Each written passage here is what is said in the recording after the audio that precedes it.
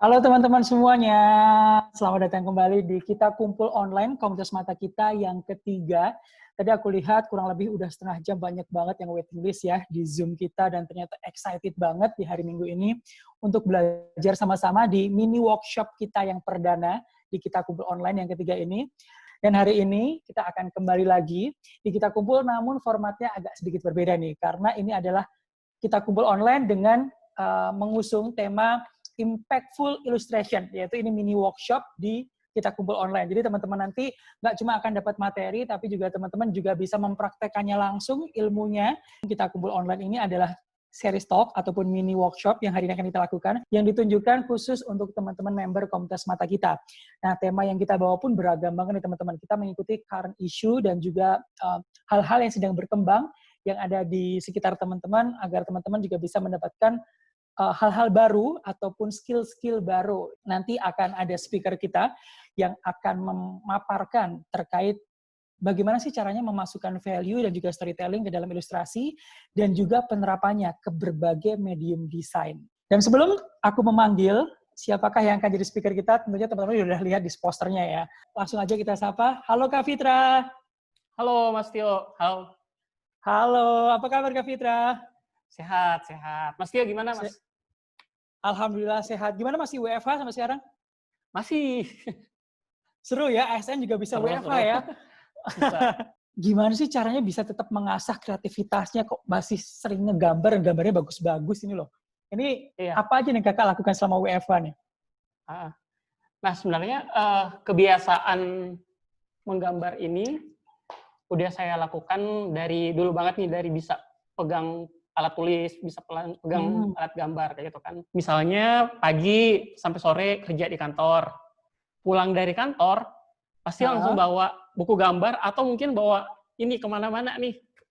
Jadi sketchbook ya? Saat ada waktu, iya langsung gambar dimanapun. Dan biar nggak panjang lebar dan juga Kak Fitra bisa menjelaskannya dengan lebih detail lagi, saya persilakan untuk Kakak Muhammad Fitra untuk menjelaskan materi tentang Impactful Illustration. Silakan Kak Fitra. Terima kasih sudah bergabung sore ini. Nah, di sini saya juga menyiapkan materi yang mungkin agak panjang, tapi mungkin kita akan persingkat mengambil intisari dari materi yang akan saya sampaikan di PowerPoint yang sudah saya siapkan.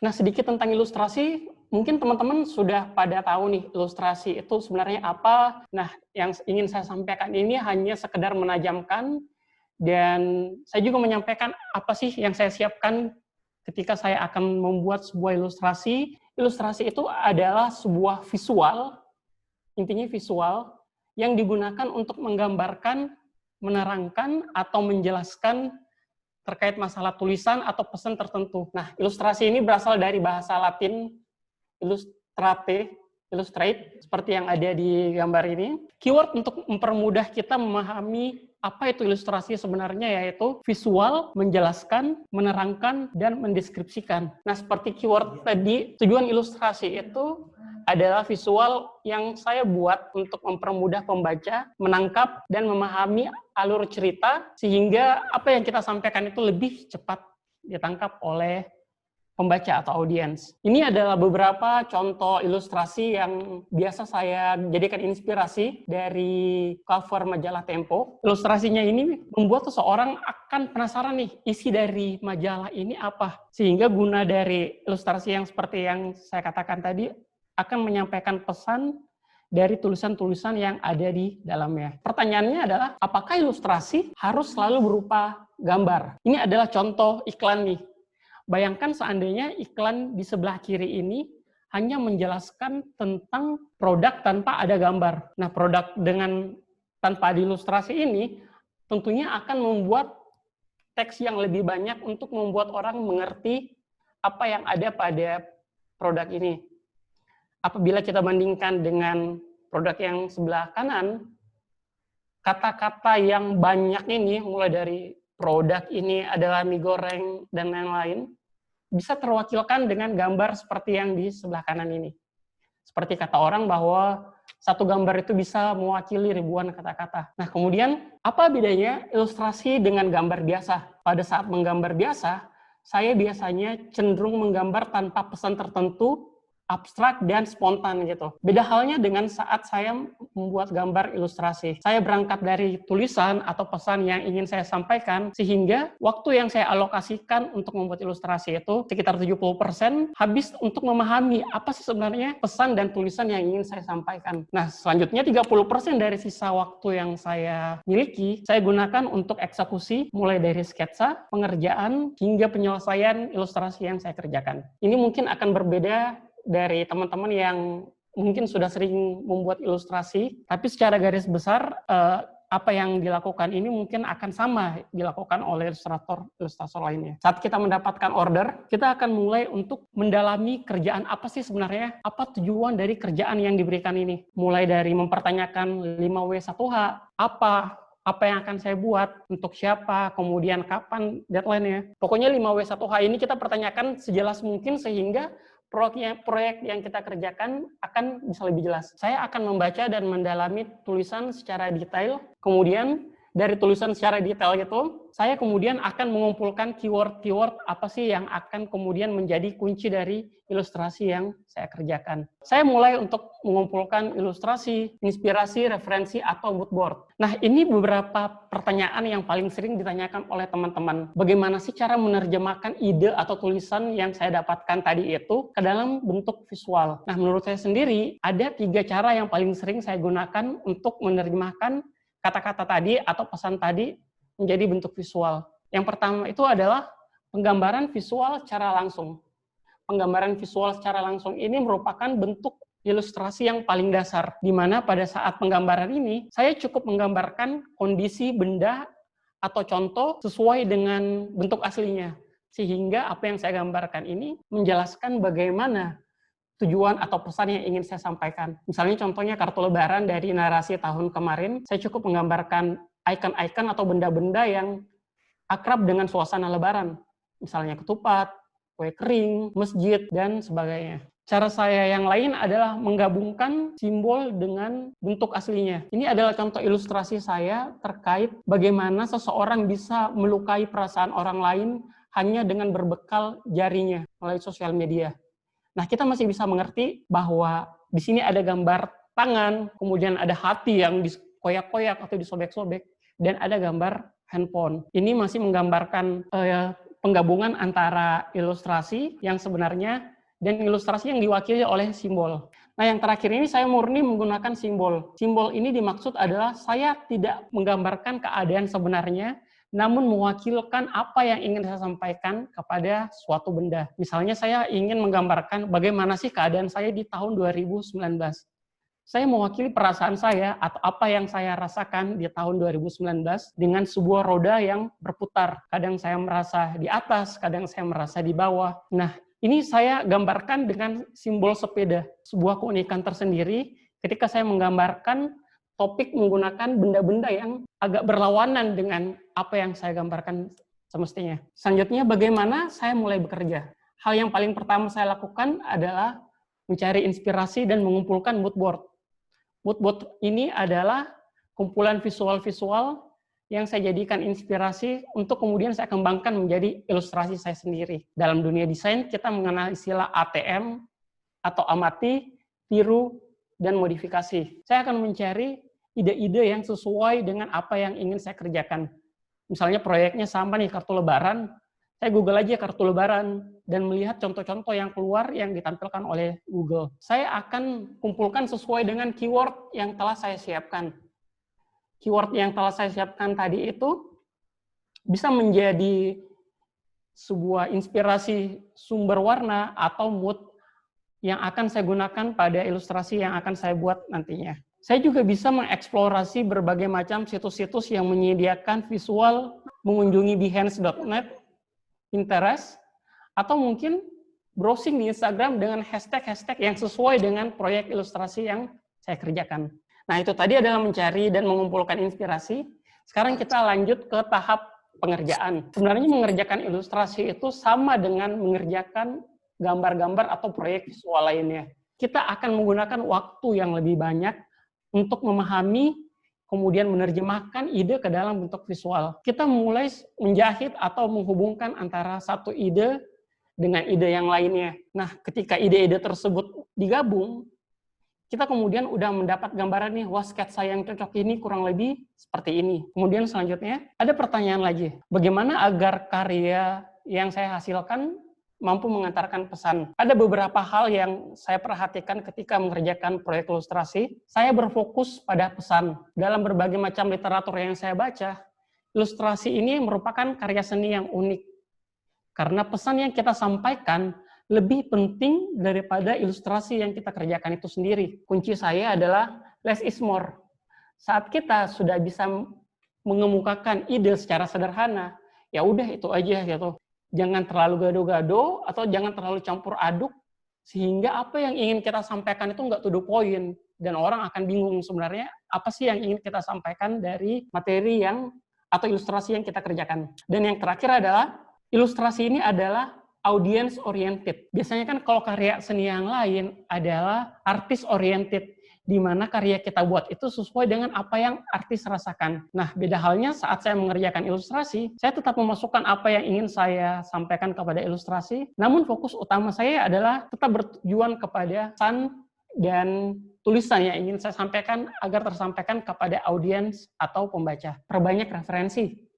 Tentunya orang yang memiliki banyak perbendaharaan visual di kepalanya akan menghasilkan ilustrasi yang lebih unik, lebih beragam, dan lebih menggugah atau menggerakkan atau impactful dibandingkan dengan saat apa yang kita punya di kepala atau perbendaharaan visual kita terbatas. Nah, itu tadi mengenai dasar-dasar dari pembuatan ilustrasi. Sedikit gambaran bahwa ilustrasi ini kadang dikerjakan secara manual, kemudian kadang juga dikerjakan secara digital. Ya kan, kalau ilustrasi kita harus memikirkan pesannya ya Kak Fitra di sini ya. Jadi nggak bisa asal coret-coret aja ya. Coret-coretnya harus coret-coret bermakna ya. Nah teman-teman, tadi yang dijabarkan Kak Fitra mulai apa sih ilustrasi, kemudian bagaimana tahapan kita akhirnya bisa menaruh pesan itu dalam ilustrasi, dan inspirasinya dari mana sudah dijelaskan. Kira-kira nih dari teman-teman yang sudah ada di Zoom di sini, ada yang mau bertanya nggak? Ahmad Muhaimin. Coba Mimin boleh dibuka. Ahmad Muhaimin. Saya Emin dari Ciputat, menyimak pemaparan dari Kak Fitra tadi. Ada 2 kali ya pertanyaan saya. Pertama soal, tadi kan disebut mencari karya yang serupa. Itu memang udah lumrah ya, bahwa kalau kita mau bikin gambar, ilustrasi dan lain sebagainya, memang ada yang dinamai ATM gitu kan. Cuman ketika saya pakai cara itu, kadang ada rasa kurang pede gitu kan, ketika saya tuh ATM, tapi ATM-nya kadang pakai cara yang gimana ya, tracing gitu Kak. Jadi kalau pengen gambarnya pengen serupa kayak yang di Google atau di gambarnya orang, terus saya tuh pengen banget bentuknya kayak gini, dan misalnya pose si objek gambarnya kayak gini, terus sampai saya tuh ATM-nya tuh sampai tracing gitu Kak. Kan kalau misalnya di iPad, digital gitu kan lebih gampang ya buat tracing. Nah, maksud yang pengen saya tanyain, apakah dengan cara tracing kayak gitu sebenarnya menyalahi istilahnya prinsip ilustrasi? Atau si tracing ini bahkan bisa dibilang plagiat atau enggak gitu? Ya, karena ATM itu tadi mungkin masih pemula banget lah gitu saya. Iya. Itu pertanyaan pertama. Pertanyaan kedua,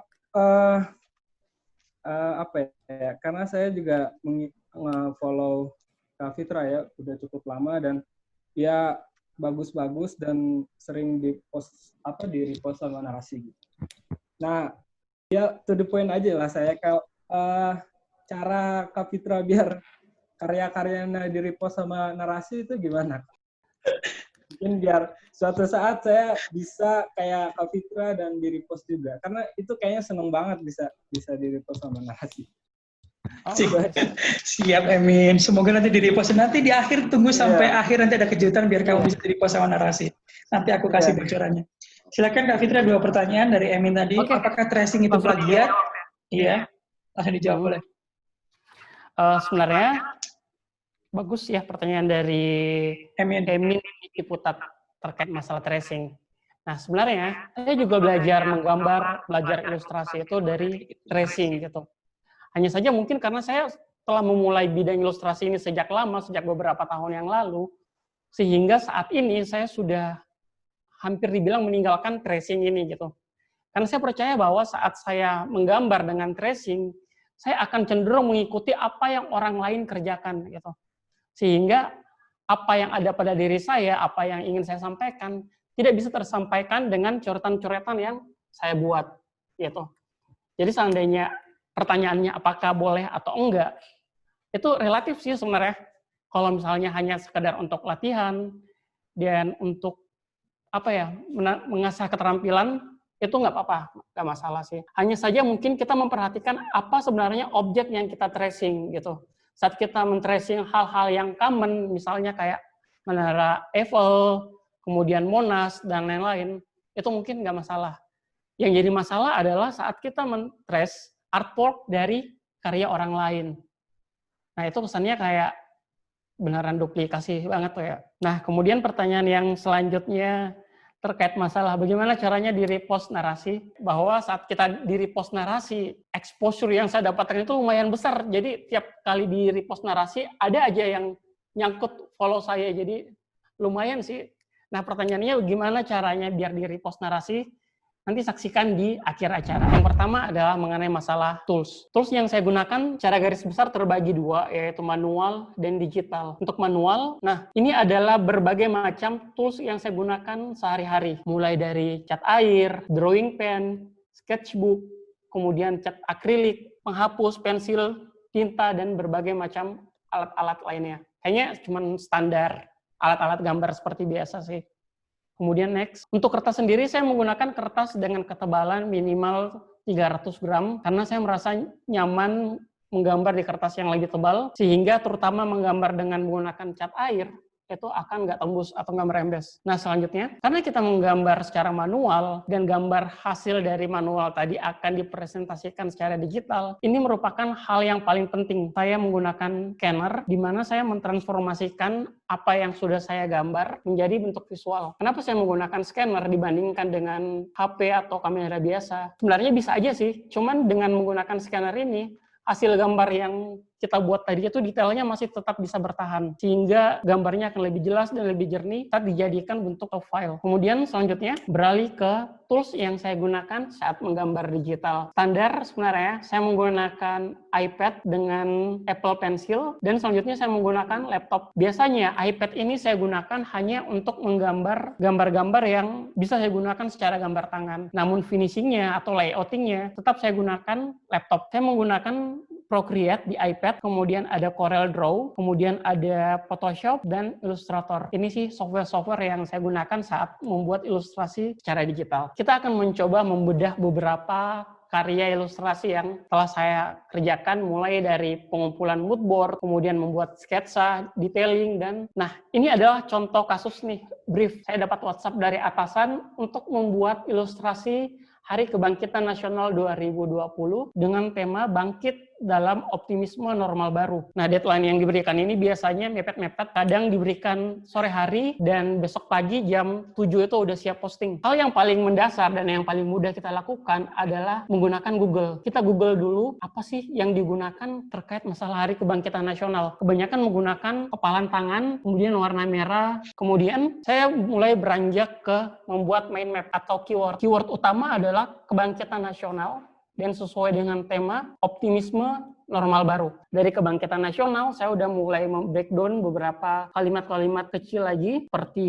kompak, pemuda, kemudian menuju puncak, ke atas, bendera berkibar, dan lainnya. Kemudian terkait optimisme normal baru, saya kemudian mencari kata-kata yang terkait ini, misalnya COVID-19, masker, bencana atau suasana yang dramatis, kemudian aplikasi Zoom atau berbagai macam rapat online, dan charity atau bantuan. Nah, dari kata-kata atau keyword yang saya susun di mind map tadi, saya kemudian akan mencari satu persatu di Google dan mengumpulkan apa kira-kira yang cocok saya jadikan ke dalam ilustrasi. Saling tolong-menolong, kemudian ada bendera berkibar, kemudian ada suasana COVID dengan menggunakan masker, ada meeting online menggunakan HP, kemudian ada suasana yang dramatis, saya mengerjakan sketsa dari mood board yang telah saya kumpulkan tadi. Biasanya komponen-komponen yang saya buat dari sketsa ini saya berikan warna yang berbeda. Misalnya layar paling depan warna biru, kemudian layar belakangnya orange, dan layar background-nya warna pink, dan lain-lain. Hal ini untuk memudahkan saya memberikan warna dan detail dari komponen-komponen dari ilustrasi ini. Saya kemudian akan membuat outline dari sketsa yang telah saya kerjakan tadi. Nah, setelah outline-nya sudah jadi, saya kemudian akan mulai memberikan pewarnaan, bayangan mana yang bagian gelap dan mana yang bagian terang. Hal ini akan membuat gambar kita terkesan lebih timbul, dramatis, dan tidak terkesan flat. Kemudian selanjutnya, saya mulai melakukan pewarnaan tiap komponen-komponen yang ada di ilustrasi saya, mulai dari gunung, kemudian warna kulit orangnya, kemudian warna baju, celana, dan lain-lain. Nah, ini adalah contoh pewarnaan semua komponen-komponen yang selesai diwarnain. Nah, yang kurang dari ini adalah background yang bisa membuat suasana ini lebih dramatis. Suasana bangkitnya, suasana berjuangnya lebih terasa. Saya mulai menambahkan gambar langit dan awan, sehingga mengesankan ilustrasi yang saya buat ini menggambarkan orang yang sedang berjuang dan berusaha menuju puncak. Saya menambahkan efek matahari dan tekstur, sehingga kesan dramatis dari ilustrasi yang saya kerjakan ini lebih terasa. Kemudian selanjutnya, ada beberapa tips yang menurut saya penting untuk teman-teman ketahui saat mengerjakan ilustrasi. Yang pertama adalah kita harus memperbanyak untuk melihat, membaca apapun, current isu, kemudian hal-hal yang terjadi di sekitar kita, topik yang kita sukai, dan berbagai macam hal lainnya. Saya juga sampai saat ini belajar ilustrasi dengan melihat karya-karya ilustrator lainnya, terutama ilustrator yang karyanya telah dimuat di media nasional. Saya percaya bahwa apa yang saya lalui dan apa yang mereka lalui itu merupakan proses yang sama. Hanya saja mungkin mereka telah melakukan ini lebih dulu gitu, sehingga layak dijadikan untuk contoh, sehingga saya beberapa kali menjadikan mereka sebagai referensi untuk karya-karya ilustrasi yang saya kerjakan. Selain menekuni dunia visual atau gambar-menggambar, misalnya belajar tentang keuangan, ekonomi, budaya, sastra, dan lain-lain. Ini ada kaitannya dari bagaimana kita membentuk pola pikir kita, sehingga kita lebih mudah untuk mengemukakan pendapat, mengemukakan ide dan kesimpulan, sehingga saat kita diminta untuk membuat gambaran visual, kita akan lebih mudah untuk menyampaikan apa yang telah kita ketahui. Ini hal yang paling penting dan nggak ada jalan pintas untuk bisa menggambar lebih baik, yaitu dengan meningkatkan skill, latihan terus-menerus, dan sering-sering membuat atau memposting isu-isu terkini. Ada istilah yang paling penting yang saya gunakan sampai saat ini, yaitu fake it till you make it. Artinya, bekerjalah secara profesional, walaupun ilustrasi yang kamu kerjakan merupakan ilustrasi personal. Seolah-olah kamu bekerja dengan klien yang telah dibayar dan harus menyelesaikan karya yang telah kamu buat dalam waktu yang sesuai dengan standar-standar yang klien tetapkan. Ini bukan proyek request dari siapa-siapa, ini hanya inisiatif saya untuk menggambarkan sebuah artikel yang saya temukan di internet, kemudian saya berinisiatif untuk membuatkan ilustrasinya. Boleh yang ingin bertanya? Saya Syafira Inaya, asalnya dari Medan.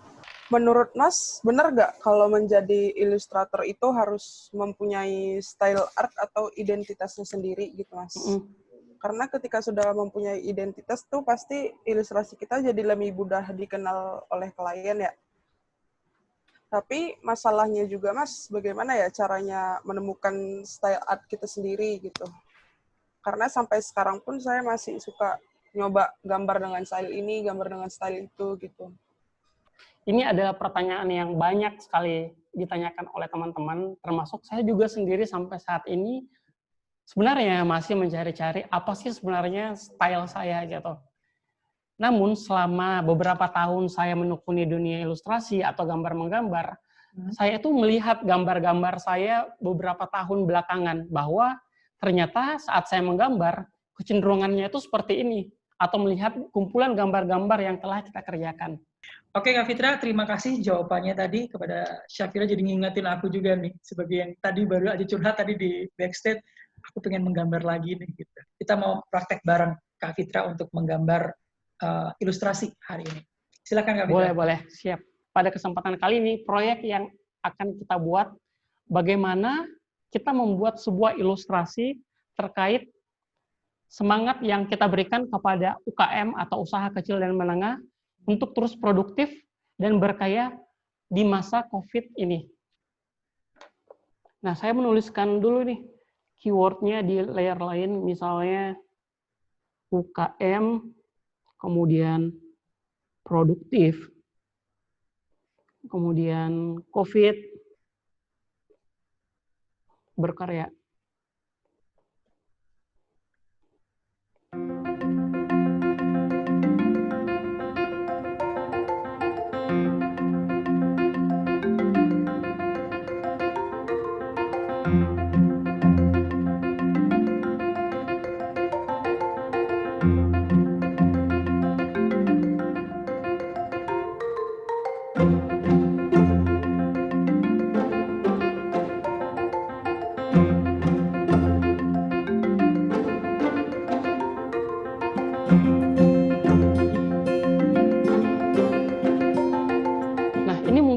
Tiap orang beda-beda, tapi satu hal yang saya sadari yang mungkin adalah karakter saya adalah saya tuh nggak senang menggambar secara simetris atau secara garis lurus. Ketika saya menggambar mencong-mencong atau bengkok seperti ini, ya udah anggap aja ini adalah karakter dan bentuk gambar saya.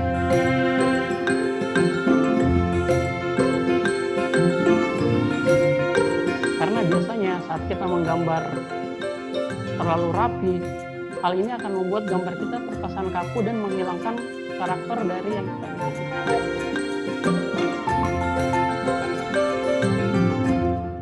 Kemudian menambahkan detail kuku.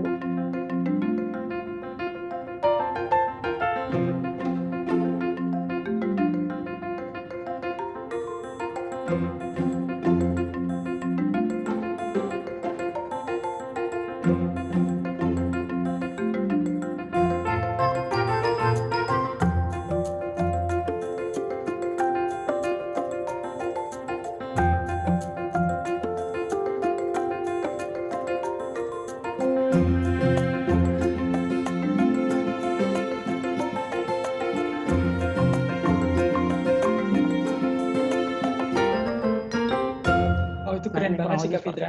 Itu keren banget sih. Kurang lebih 10 menit ya mengerjakannya tadi dan hasilnya ini aja yang dadakan yang dikerjain Kak Fitra sebagus ini, gimana kalau dikasih waktunya lebih panjang dari ini. Teman-teman yang udah ikutan menggambar tadi, boleh dong ditunjukin ke layar dong. Tunjukin ke layarnya. Tuh. Wow. Ini bagus juga nih. Kayaknya lebih jago mereka, Mas. Farhan Firdi, keren banget gambarnya. Gambar ini sih yang punya usaha baju, dia terus manfaatin fitur di IG Live atau di Shopee Live gitu kan buat ngepromosiin produknya dia gitu. Ini juga sih sambil ada angka jam ya 07, jadi masih pagi gitu. Jadi dia tuh masih semangat gitu. Sama rambut masih acak-acakan. Nyeritakan dia tuh baru bangun tidur gitu. Tapi dia sudah mulai semangat memulai hari dengan berkarya ya. Iya, dengan promosi live Instagram. Biar lebih jelas banget nih cerita soal narasi ekosistem dan juga cerita soal apa sih yang ada di seni ini biar karya teman-teman bisa terekspos. Kakak Valen boleh dong diceritain soal apa sih seni dan bagaimana sih teman-teman bisa terlibat nih di proyeknya narasi ekosistem yang ada di Narasi TV sendiri. Oke, seni ini sebenarnya lebih ke gerakan simple. Kita pengen ngajakin teman-teman kreator yang memang udah aktif berkarya buat ikut serta, buat lebih berani untuk ngasih lihat karyanya yang selama ini udah dibikin, yang mungkin selama ini masih di-share ke teman-teman biasa aja gini, Kak, ke circle-nya gitu. Nah, di sini Naratif pengen mewadahi teman-teman yang punya ide kreatif, yang pengen menyampaikan pesan lewat karyanya, ayo kita main bareng di seni-seni gitu. Jadi Naratif ini pengen mengembangkan, pengen nge-push teman-teman juga, siapa tahu nih nanti pada akhirnya bisa jadi kolaborator narasi kayak Vita. Amin.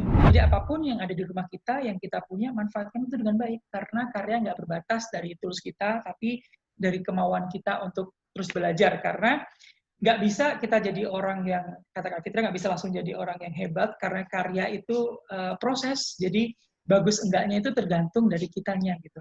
Karena kalau kita mau belajar dan menekuninya, insya Allah semuanya akan jadi bagus dan sesuai standar kita dan menjadi style kita suatu hari nanti.